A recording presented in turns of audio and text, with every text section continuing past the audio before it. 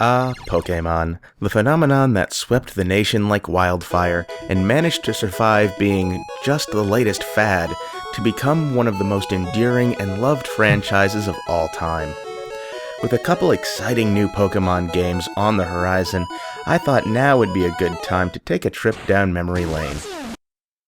The year was 1999. Pokemon Red and Blue had been out for about 6 months. I had seen people playing the games at school and stuff, but I really didn't know much about them. That is, until my little brother's birthday rolled around in March. One of the gifts he received was a copy of Pokemon Red version. Now, he was pretty occupied with his other gifts, so I asked him if it'd be alright if I gave it a try, and he said it was fine. So, I popped the game into my Game Boy and started playing. I don't remember how long I played for, but it was enough for me to know that I needed my own copy of the game. My birthday is only about a month later, but for some reason, I don't remember waiting that long. But then again, our memory of time isn't really all that good. I do remember, though, going to the game shop and picking up a copy of Pokmon Blue version to complement my little brother's Red version. I played the hell out of that game. I also played it out of order. After trying to get into Saffron City from every possible entry point and failing, I found I was able to move on to Fuchsia anyway. After coming around the world map and ending up back in Viridian City, I found I was stuck. I couldn't really press on without getting past one of those pesky guards at the Saffron City gates. Somehow, I'd completely missed the roof of the Celadon department store where the vending machines were located. It wasn't until I'd gotten a copy of the Pokemon Red and Blue official player's guide that I found out what I needed to know. After sorting out Saffron City finally, I managed to move on and finish the game. I beat the Elite Four, I went around and caught the remaining legendary birds, and I used my Master Ball on Mewtwo. At some point during my Pokemon journey, and I'm pretty sure this was before I beat the game, though I can't remember exactly when, I managed to obtain a Bulbasaur and a Squirtle. This was thanks to a few kids I was seated next to while on a school trip. They also had Pokemon games, and one of them decided to restart his so that he could provide us with the starters we had missed before, including a couple extras for himself. Because of him, I was eventually able to complete my Pokédex on Pokmon Blue. I also eventually managed to get my entire team to level 100, in addition to a 7th as I can recall.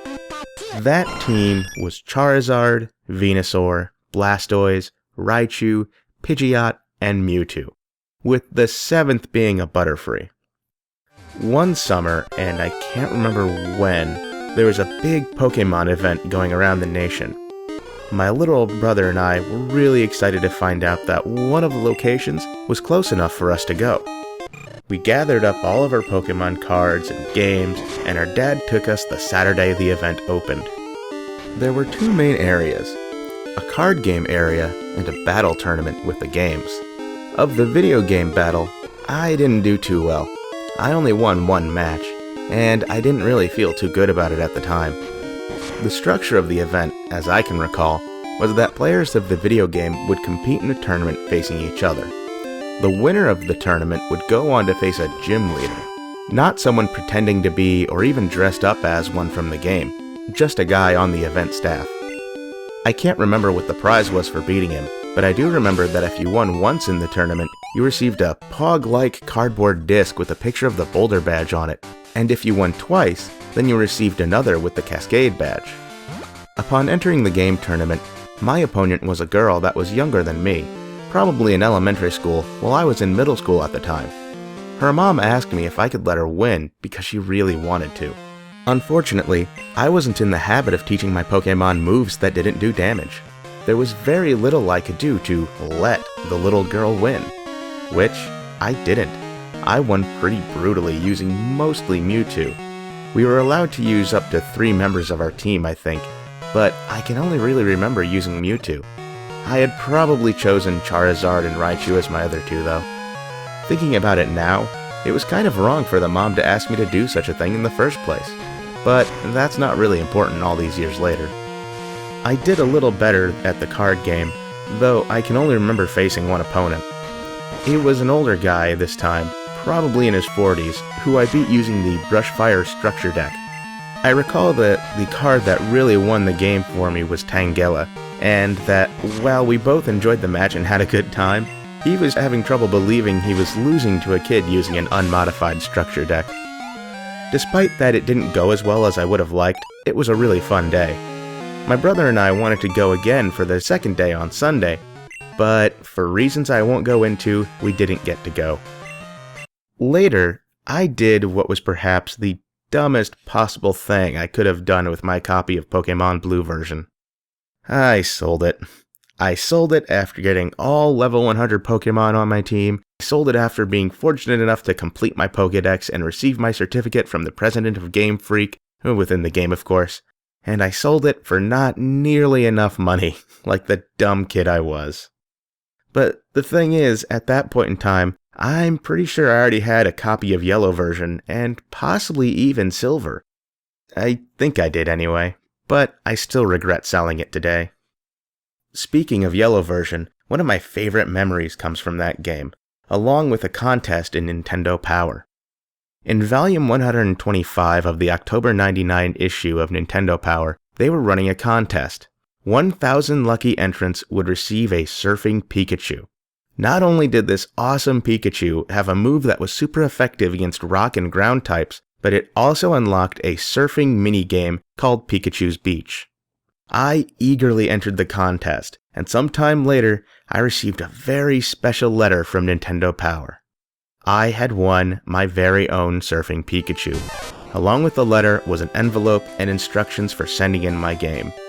This was the first contest I had ever won, and to this day, it remains the only contest I've ever won. Of course, eventually you could get a Surfing Pikachu from Pokemon Stadium on the Nintendo 64, but mine still was, and is, special.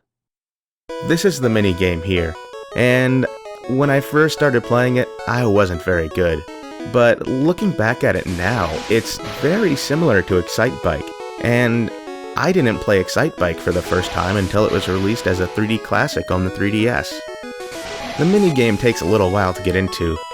During recording, I also discovered that I did in fact manage to complete my Pokédex on Yellow, not only obtaining the original 150, but Mew as well, giving me the full 151. I had completely forgotten about this, as I was originally going to say the only time I'd ever completed my Pokédex was on my Blue version. That said, I'm saddened by the fact that I will soon lose my special contest Surfing Pikachu and completed Pokédex. You see, the batteries used to maintain the saved games in these Pokemon carts only last for about 15 years. And guess what franchise is celebrating its 15th anniversary? On that note, I don't have much to say about it, but let's check out Pokemon Silver anyway. Now, even though Pokemon Gold, Silver, and Crystal all sport the same batteries as Red, Blue, and Yellow, the Generation 2 carts kill their batteries faster due to the addition of the in-game clock, which was needed for the game's real-world day and night gimmick, still seen in Pokemon games today. Unfortunately, upon plugging my copy of Silver into my Game Boy player to record footage for this video, I discovered that the battery had finally died. It's too bad, because the last time I tried it, it was still working and my save was still there. Goodbye, Heracross and Scizor. I'll miss you. I remember when these games came out. This time, my brother and I didn't have to wait for a birthday. Our parents were kind enough to get us each a copy shortly after they were released. I got Silver, while my little brother got Gold.